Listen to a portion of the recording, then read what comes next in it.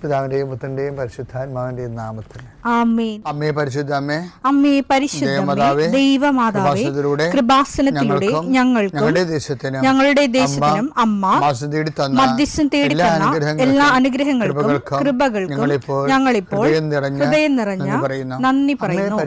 അമ്മേ പരിശുദ്ധമ്മേ, ദൈവമാതാവേ, 2004 ഡിസംബർ 7 ഉച്ചകഴിഞ്ഞ് 2:30 കൃപാസനത്തിൽ സംഭവിച്ച അമ്മയുടെ പ്രത്യക്ഷപ്പെടലിനെ കുറിച്ച് തിരുസഭയ്ക്ക് സമർപ്പിച്ചിരിക്കുന്ന പഠനരേഖകളുടെ മേൽ സഭാത്മകമായ പഠനം ആരംഭിക്കുവാൻ ഞങ്ങൾ പ്രാർത്ഥിക്കുന്നു.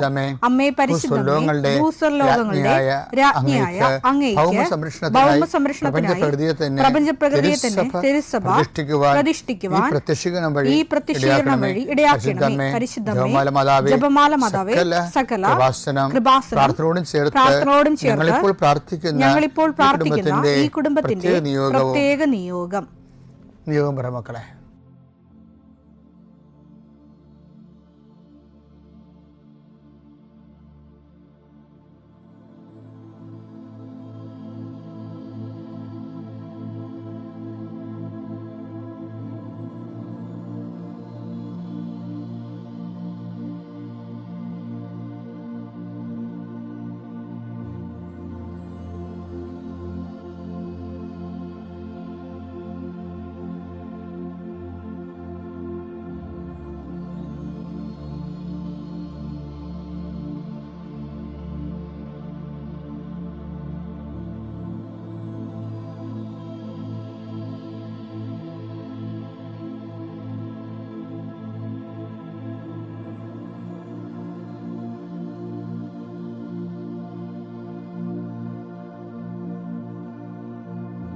അമ്മയുടെ പ്രത്യക്ഷീകരണത്തിന്റെ ഈ അനുഗ്രഹവേളയിൽ ഞങ്ങൾക്ക് സാധിച്ചു തരുവാൻ കനിയണമേ.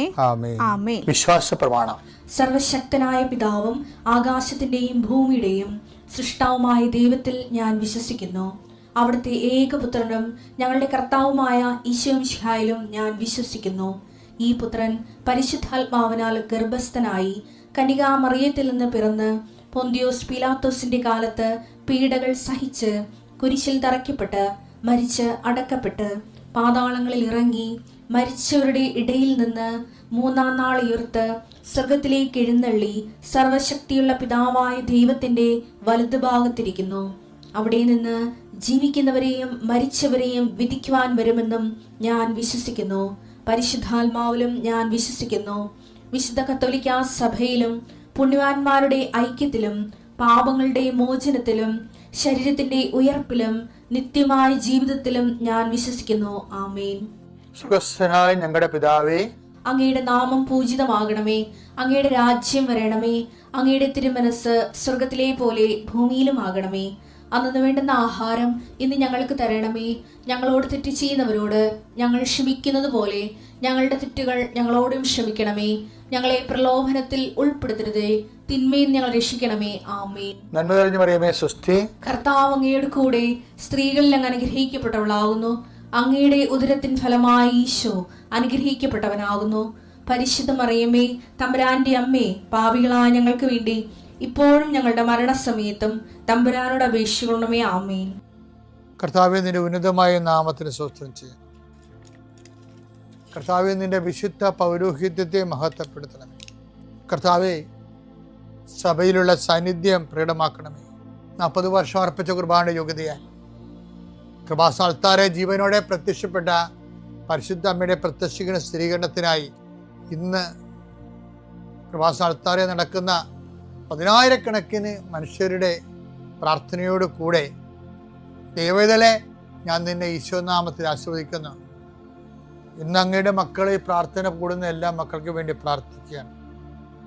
കർത്താവെ, മനസ്സ് വേദനിക്കുന്ന എല്ലാ വിഷയങ്ങളും, അവരുടെ മനസ്സ് വേദനിപ്പിക്കുന്ന എല്ലാ വ്യക്തികളും ഇപ്പോഴും ഈശോയുടെ നാമം നിർവീര്യമാകട്ടെ. കർത്താവെ, മനസ്സ് വിഷമിപ്പിക്കുന്ന സാഹചര്യങ്ങൾ, ചെയ്തെടുക്കേണ്ട ഉത്തരവാദിത്തങ്ങൾ, മറ്റുള്ളവർ നമ്മളെ പഴി പറയാൻ സാധ്യതയുള്ള എല്ലാ വിഷയത്തിൻ്റെ മേലും കർത്താവിൻ്റെ കരുണ ചൊരികയും നിങ്ങളെ കർത്താവ് ഇന്ന് നിലനിർത്തി തരികയും ചെയ്യട്ടെ. നിങ്ങൾ പോകുന്ന വഴികൾ, കണ്ടുമുട്ടുന്ന വ്യക്തികൾ, ചെയ്യുന്ന കാര്യങ്ങൾ, യാത്ര ചെയ്യുന്ന വാഹനങ്ങൾ, ഒപ്പിടുന്ന പേപ്പറുകൾ, കൈമാറുന്ന രേഖകൾ, കഴിക്കുന്ന മരുന്ന് എല്ലാം മാതാവിൻ്റെ മധ്യസ്ഥത്തിൽ യേശുനാമത്തിൽ അനുഗ്രഹിക്കപ്പെടുകയും നീ ദൈവത്തെ അനുഭവിക്കാൻ ഇന്ന് നിന്നെ സഹായിക്കുകയും ചെയ്യട്ടെ.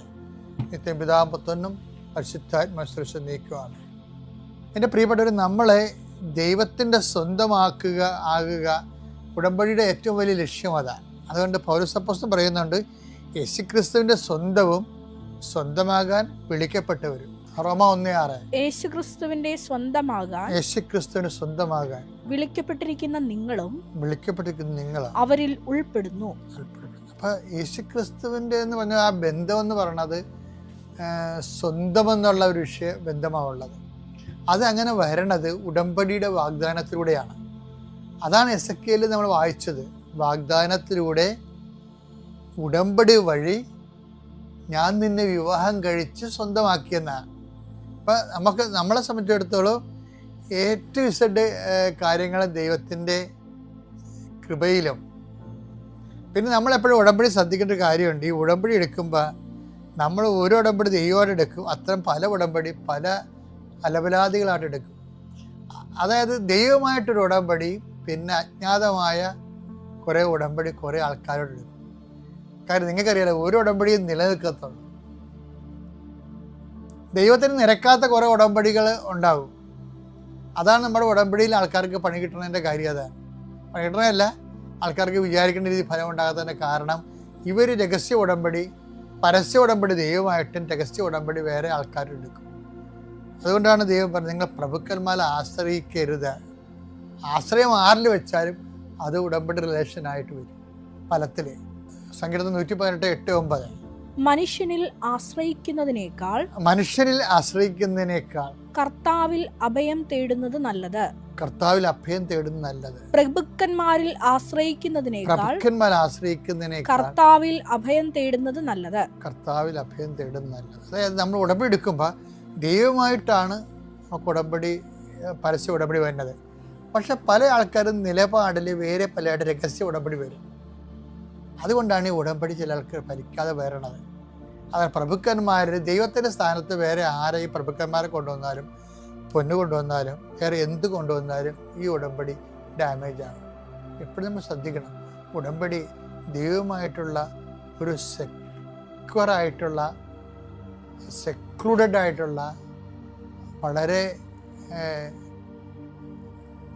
ഉടമ്പടിക്ക് നിരക്കാത്ത ബന്ധങ്ങളെ അവോയ്ഡ് ചെയ്യുന്ന, ദൈവാനുഭവം കിട്ടിയവന് പിന്നെ വേറെ ഒന്നും ചോദിക്കത്തില്ല. ദൈവത്തെ എടുക്കുക, ദൈവത്തെ മാത്രമേ ചോദിക്കത്തുള്ളൂ. അങ്ങനെ ഒരു ദിവസത്തിന് വേണ്ടി നിങ്ങൾ നോക്കി